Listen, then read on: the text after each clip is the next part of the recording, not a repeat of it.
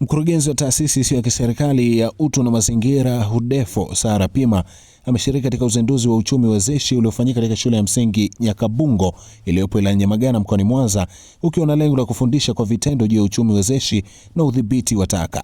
Pima pia ametoa rai kwa wananchi juu ya utunzaji wa mazingira na kufika ofisini kwao jijini Mwanza ili kujifunza zaidi. Tupo leo hapa Mwanza kuzindua mradi wa uchumi rejeshi, na tumeona pia kwa Mwanza pia ni jiji ambalo linakuwa, idadi ya watu ni kubwa. Basi tumekuja ili kuwaelekeza wanafunzi na kuwafundisha, lakini pia watapata kujifunza kwa vitendo juu ya uchumi rejeshi na udhibiti wa taka, na kutambua tangu wakiwa na umri huu kuwa taka ni fursa, na watajifunza kwa muda wa wiki 4 kila shule. Lakini pia tutakuwa na mabalozi ambao wanatoka katika kila club, na tutaendelea kuwafundisha, na mwisho kabisa tutaangalia bunifu ya kila shule. Lakini kupitia hizi bunifu tunaamini tutapata bunifu nzuri kutoka katika hizi shule tofauti tofauti. Mimi napenda tu kuambia wananchi wote wa Mwanza kuwa taka ni fursa. Kuna taka nyingi ambazo zinazalishwa na mji wa Mwanza unakuwa.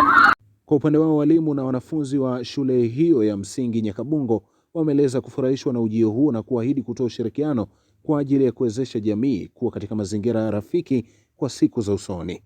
Pia unajua, ukielimisha watoto wadogo kama hawa, wanatoka kwenda kuwa wababa, wanatoka kwenda kuwa wamama, wanatoka hapa kwenda kuwa walezi wa familia. Kwa hiyo kama atatoka hapa na stadi ya maisha ya mazingira, ina maana kule jamii inayomzunguka lazima yenyewe ataielimisha. Kwa hiyo kupitia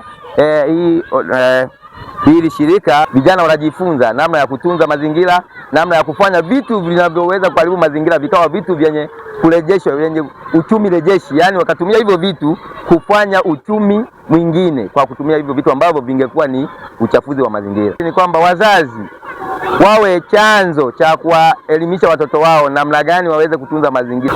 Mazingira kwa ufupi yanatupatia vitu vingi sana katika maisha yetu, na pia kama tunaweza kuyatunza vizuri atatupatia faida na kuweza kutupa afya njema katika maisha ya binadamu. Kuna baadhi ya binadamu wanachafua mazingira na kuyaharibu. Kwa mfano, labda wale watu wanaochoma mikaa huwa wanakata miti, wanaacha misitu bila kitu chochote. Kwa hiyo na washauri wakiwa wanakata, kwa mfano wakiwa wanatumia miti katika shughuli zao za uchomaji wa mkaa, kwa mfano ukikata hata mti mmoja, upande miti 2 au 5 na uitunze iweze kukua na iweze kustawi. Mazingira tusipoyatunza tunaweza tukapata magonjwa ya milipuko. Magonjwa hayo ni kama kichocho, kipindupindu. Na washauri watunze mazingira kwa sababu ni muhimu katika maisha yao na ya kwetu pia.